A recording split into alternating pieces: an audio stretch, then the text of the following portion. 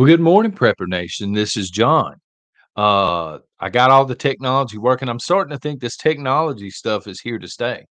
At first, I thought it was like parachute pants, a fad or something. But hey, I'm telling you, I think it's here to stay. So anyway, thank you very thank you very much for watching this morning and subscribing to the channel. It is truly appreciated. Here's what I do at Prepper Nation because I'm a crazy person, right? I read every single comment. This is the live chat. This is the premiere this morning. I will see every single comment and I go through and I read the comments from the replay crowd as well. Occasionally, we'll get into a subject. It's a huge subject or it's got tons of comments and things like this. And this was the case yesterday. So that is hot. So, what we're going to do is we're going to go over the top 10 comments from yesterday morning's video. They're very relevant. And did your comment make it? Well, stick around and find out. So we're going to start with Ryan. Thank you very much for the comment, Ryan. I think a more realistic SHTF is American collapse. Absolutely. And matter of fact, let me save this here to put this cup on so I don't burn a hole through the table. It's that hot, folks. I do. Uh, if we do not correct course soon, and this was the point I was trying to make yesterday, although I was ranting yesterday, but I digress. Um, this is the point I was trying to make is that if we don't do something very, very soon, we can't afford to sit around much longer and just wait for somebody else to do something about it. Um, and I'm not sitting here saying I have all the answers, but I'm saying doing nothing at this point obviously is not the answer. Uh, the writing is on the wall for the United States of America if we remain on this course. We cannot continue to take on illegals the way we're taking them on. We cannot continue to let corporate America and big pharma and the medical industry run the country. We cannot continue to allow the lobbying, the selling out in the swamp and stuff like this. We cannot have a voting system that so many people have lost confidence in, because we're quickly approaching a banana republic. We may already be there. I don't know, but I would like to have a little bit of faith that we're not there just yet. So, anyway, moving on. And again, these comments, I go through them all. You do not have to super chat. You do not have to be a coffee club member or anything. The most relevant comments that I'm able to pull up. Outlaw Farms, they will cyber attack the grid first. And I think Outlaw Farms is talking about before nukes or EMPs or anything like that. To put some context with it, they can very easily do this. Our grid looks like a very, very poorly sewn quilt here in the United States of America. They can hit a few, of these large stations that our grid depends on and shut down a large majority of the country in the process. Now, is this going to immediately begin killing people off? No, but this is going to cause massive chaos immediately. When you get right down to it, even if it's just for a few weeks until they're able to maybe bypass it and get some semblance of society back up and running. Okay, Outlaw Farms and everybody else out there that left that comment. It was left several times.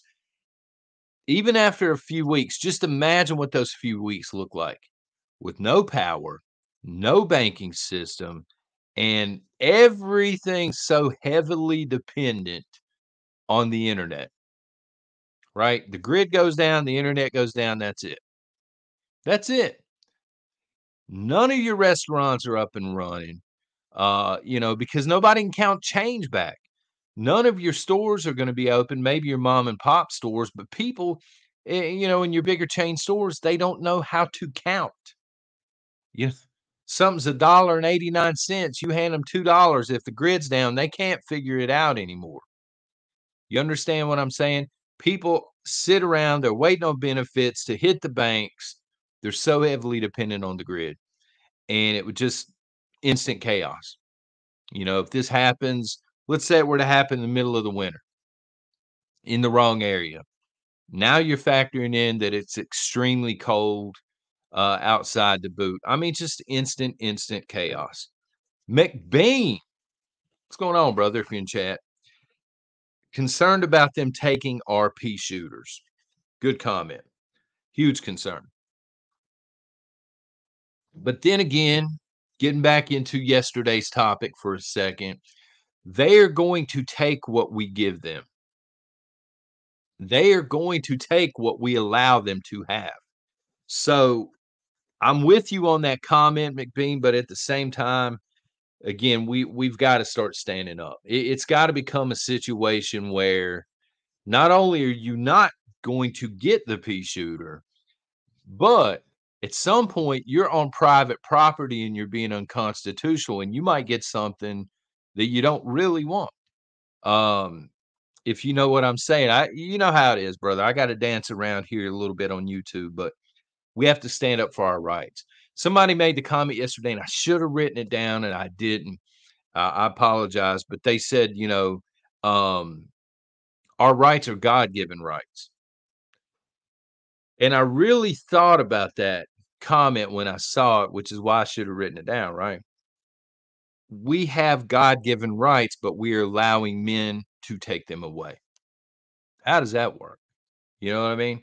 How can our creator give us rights inherently, and then men come by and thieve them away from us? That's tyranny, man. Redfish. People hate when I do that, including my wife if she's watching. I love you, baby. Redfish. I'm more concerned about the economy and weather than world events.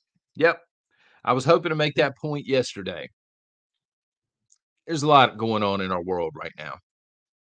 You can look at every single continent, you can point out a flashpoint, right? I'm not saying that stuff's not important, because absolutely it is. Taiwan is a flashpoint at any point in time. I mean, this thing is like a bonfire soaked in gasoline waiting on a match. Of course, the Middle East continues to burn and get bigger and get bigger. Europe seems like they are in trench warfare at this point, World War One style. There's all kinds of stuff going on, and some of that stuff is going to affect us in real time. We may see shortages, we may see price increases because of bad decisions made elsewhere. But to your point, we have bigger issues. We have our own issues here in the United States. Your concerns about the economy and stuff, that's a lot of people's concerns. Even though our economy is somewhat affected by some of the world events, a large reason that our economy is so screwed up is because of our president. Y'all's president, he ain't my president. I don't want to wear that burden.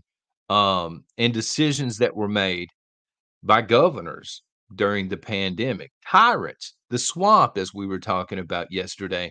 That's one of the main reasons that our economy is so screwed up right now. It has very, very little to do with the Middle East. Now, I don't agree with sending money all over the place. Keep the money at home, right? But they're just printing it out of thin air anyway. Our economy's in shambles. Cesar Rivera, I'm worried food costs will get so bad that people will rob and steal. They absolutely will. And again, that's more of a concern, I would think, here in the United States of America than what's happening in the Middle East, for example, or what Zelensky is saying next, or Jada Pinkett Smith. I don't know why she's always in the news, son. I ain't trying to get sidetracked. Gets on my nerves, though.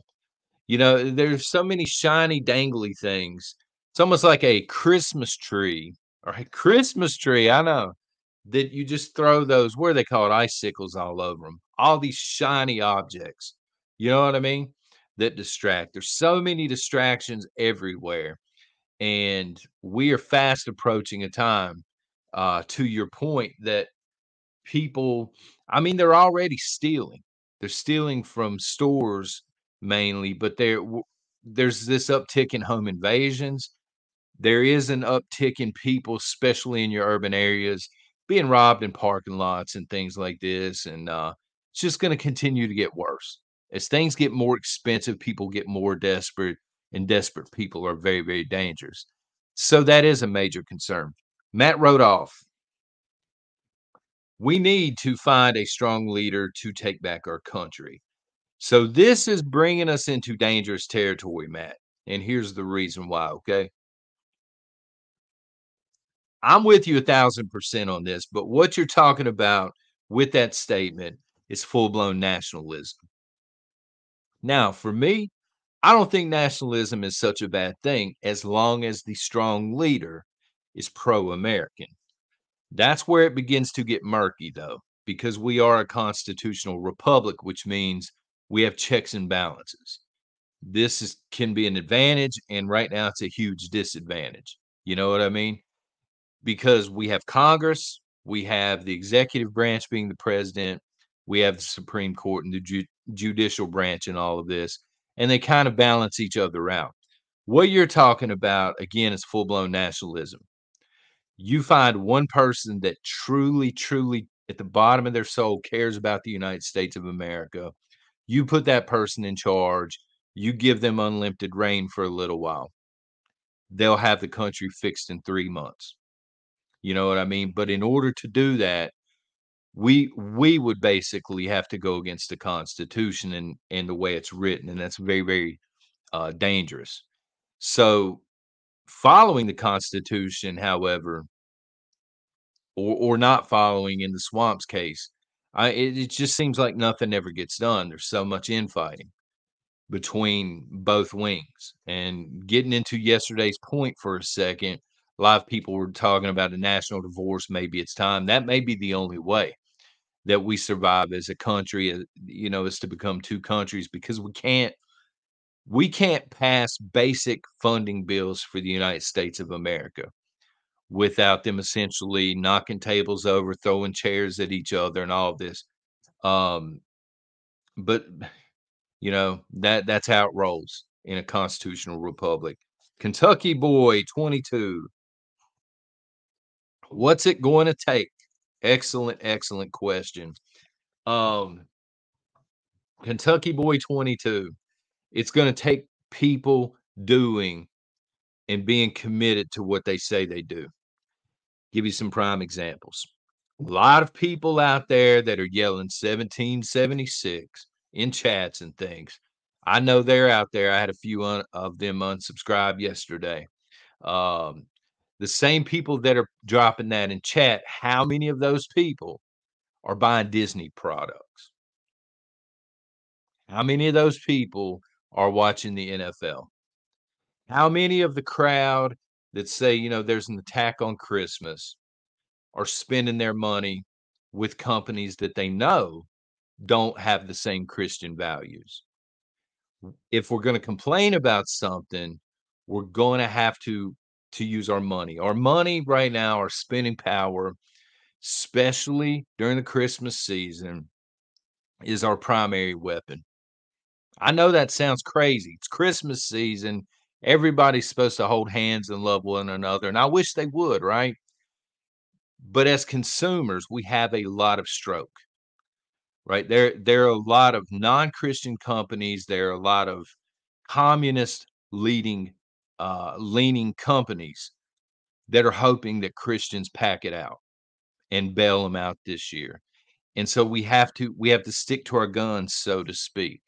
Um, we have to do everything that we possibly can do to save this country before we go full on 1776, in my opinion. But to your point, what's it going to take? As long as we have people who say they're upset about it, but they're buying Disney products and supporting companies like the NFL and on down the line, not a lot's gonna be accomplished, because if you can't be bothered, I'm not saying you, but these people in general, if you can't be bothered to boycott Disney, are you really supporting the 1776 or is it just a talking point? You know what I'm saying? Macro crypto. Prepping for the 1% events prepares you for everything else. Absolutely. And that's a great counterpoint to yesterday's discussion. I was saying, who's out here prepping for EMPs and zombies and aliens and stuff. But macro crypto is saying, look, if you're prepping for zombies, if you're prepping for aliens, you've probably covered the rest of your bases in terms of prepping. And that's fantastic counter argument. It really is. The only thing I would add to that is prepping for zombies is different than obsessing over the idea that there's going to be a zombie apocalypse. To me, those are two different things, okay? Prepping for EMPs does not mean that you have to be obsessed with the idea of EMPs, and this has to be your number one boogeyman, if you will. Um, just prep wisely. People are out here probably getting loans against their houses and stuff, prepping for an alien invasion. You don't want to do that.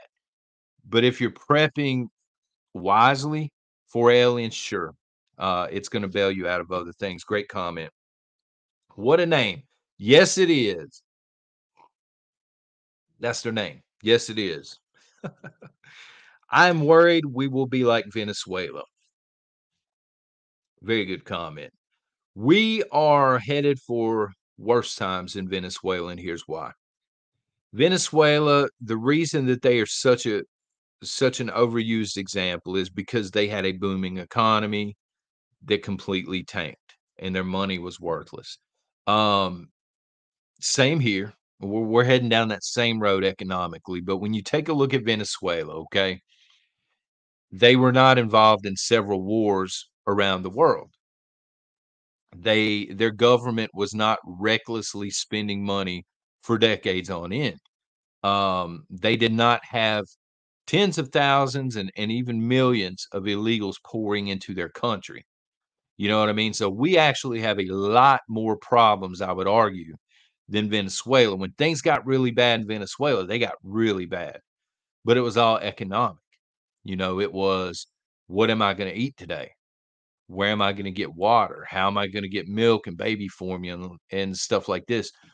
We may be facing a time like that if we don't correct something, but we're going to have other problems as well. It's going to be a much more violent time here in the United States, I think. And finally, Thad Gomez. They want excellent comment. They want the land here in the United States, not us deplorables. I'm going to take y'all back for a second to World War II. Oh, yeah, son. To kind of give you an idea of what you mean to these people, meaning globalists and the swamp, okay? Back during World War II, lots and lots of things needed to be built very, very quickly. The Germans, especially, but other nations as well, they would use prisoners. They would take tens of thousands of prisoners and they would turn them into slave labor. And they would work the slave labor until the people just killed over and died. And then they would just, stack bodies over in the corner and bring in new prisoners. This is how a lot of the bunkers and the underground railways and things like this to move stuff back and forth got done. This is a lot of the Atlantic Wall and stuff was built in this way as well. So, what does this have to do with the price of eggs in China, you ask? Well, son, look, it's like this right here. We deplorables right now are the slave labor. They need us.